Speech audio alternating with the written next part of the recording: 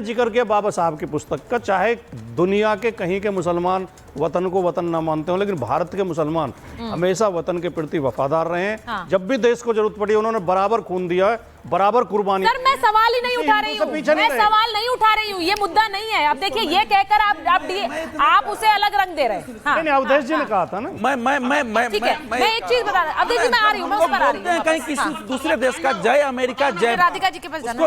उसको नॉर्मल बना देते हैं।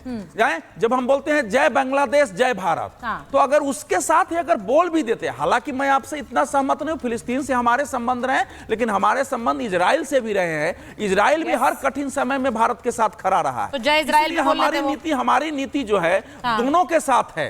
एक तरफ हम इजराइल के विरुद्ध में नहीं है, लेकिन हम ह्यूमन जितनी सहायता हो सकती है हम फिलिस्तीन का कर रहे हैं।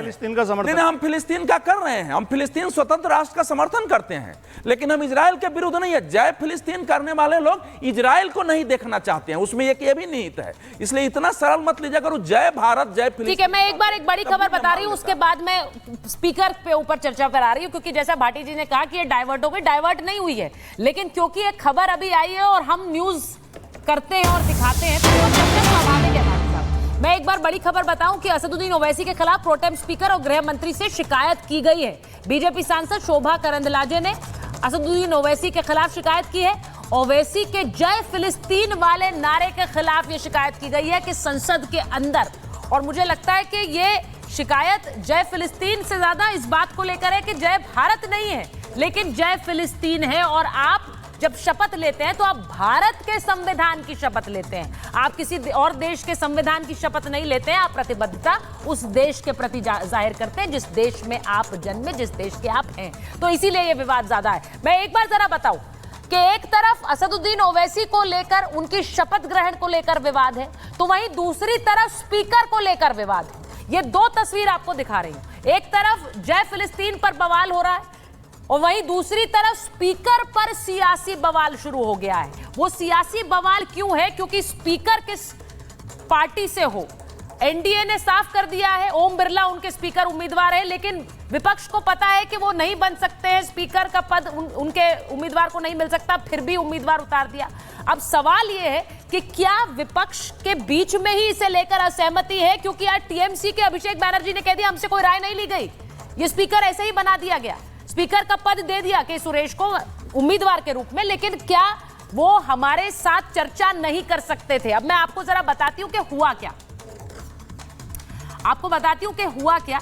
क्योंकि स्पीकर पर जो ये सियासत है, स्पीकर को लेकर एनडीए और इंडी में कैसे ठन गई। यहां पर सहमति नहीं बनने पर राहुल गांधी ने आरोप लगा दिया, एनडीए ने खड़गे का अपमान किया, कह रहे राहुल गांधी। फोन करने का बोला लेकिन कॉल बैक नहीं किया, तो ये खड़गे जी का अपमान है। मोदी सहयोग मांगते हैं लेकिन फिर अपमान करते हैं, ये राहुल गांधी ने कहा। इस पर राजनाथ सिंह ने पलटवार किया और वो कह रहे खड़गे वरिष्ठ नेता हैं, उनका मैं सम्मान करता हूं। 24 घंटे में खड़गे से 3 बार मेरी बात हो चुकी है, राजनाथ सिंह ने अपनी तरफ से बयान दिया। अब सवाल यह है कि विपक्ष की शर्तों वाली राजनीति क्या निंदनीय है, जैसा कि पीयूष गोयल कह रहे हैं और किरण रिजिजू कह रहे हैं, संसदीय कार्य मंत्री, कि विपक्ष का प्रत्याशी उतारना शर्मनाक है। अब एक ऐसी परंपरा जो बनी रही वो टूटेगी। अब मैं इस पर आ रही हूं, जरा राधिका जी जरा आपके पास आऊं, और उससे पहले स्पीकर चुनाव को लेकर एनडीए की बैठक खत्म हो गई है। अमित शाह के दफ्तर में एनडीए की बैठक हो रही थी और संसदीय कार्य मंत्री किरण रिजिजू, भूपेंद्र यादव, धर्मेंद्र प्रधान, गजेंद्र सिंह शेखावत, अर्जुन राम मेघवाल और प्रहलाद जोशी समेत एनडीए के नेता मौजूद रहे।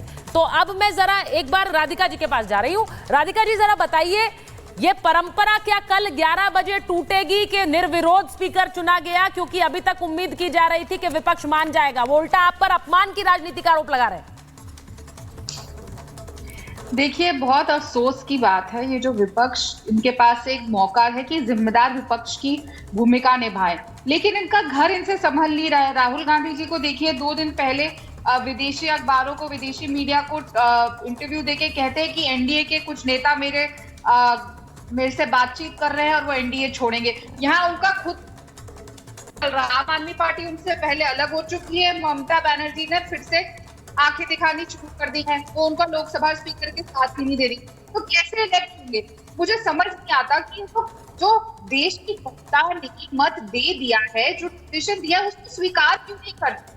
इनको विक्ट्री की मॉरल हार मिली है कि तीसरी बार देश की जनता ने उनको नकारा है, फिर भी ये खड़ा करना चाहते हैं अपने कैंडिडेट। डेमोक्रेसी है, वेलकम है करने को, लेकिन लगातार देश की संसद में आप कैसे माहौल बनाने की कोशिश करते हैं, तो अराजकता फैलाने की कोशिश करते हैं, वो बहुत ही टिप्पणी है।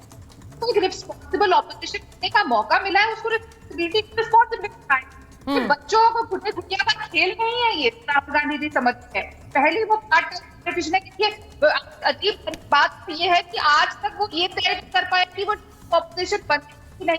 पहले इस बार का फैसला ले, इतना उनको जो इटली कभी कहीं करना बंद हो जाए, क्योंकि राधिका जी की ऑडियो ठीक कराइए, उनका ऑडियो ठीक नहीं आ रहा है। मैं वापस आऊंगी। राधिका जी, आपका डायरेक्ट ऑडियो है तो उसकी वजह से थोड़ी दिक्कत आ रही है, आपकी वॉइस क्रैक कर रही है, we not able to hear you. मैं एक बार वरुण जी आपके पास आ रही हूँ। वरुण जी, आज तो आप जयपुर नहीं हमारे अपने स्टूडियो में बैठकर बात कर रहे हैं हमसे, तो बड़ी अच्छी बात है। तो ये जरा बता दीजिए कि यहाँ पर आप आ गए हैं तो जरा कुछ मेल मिलाप बढ़वा दीजिएगा, सहमति हो जाती है, अच्छी तरह से स्पीकर का पद निकल जाता है। यहाँ पर अब पहली बार क्या परंपरा टूटेगी, ये अच्छी बात नहीं है। उधर राहुल गांधी तो सीधे अपमान का भी आरोप लगा रहे हैं, हमारे नेता का अपमान कर दिया आपने, कॉल बैक नहीं किया। राजनाथ जी ने स्पष्टीकरण दिया। सुचारिता जी, पहले आप ओवैसी साहब की बात कर रहे थे। देखिए, भारत की जो संसद है वो संविधान के तहत ही बनी है।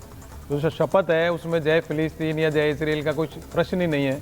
अभी जो डिस्कशन हो रहा है कि हमारे उससे रिलेशन अच्छे हैं, तो भाई कोई इंटरनेशनल रिलेशंस की शपथ थोड़ी दिलाई जा रही थी, आप संसद की शपथ दिलाई जा रही थी। तो ऐसा आचरण किसी को नहीं करना चाहिए, संसद की गरिमा को के अनुसार करना चाहिए। इतने सीनियर सांसद हो गए, मैं बड़ी इज्जत करता था ओवैसी जी की, पर आज उन्होंने जो नारा लगाया ये नारे लगाने की संसद जगह नहीं है। संसद जनता के जो इश्यूज हैं उस पर डिस्कशन करने के लिए इन सबको चुना गया है, सारे सांसदों को उस पर ध्यान देना चाहिए।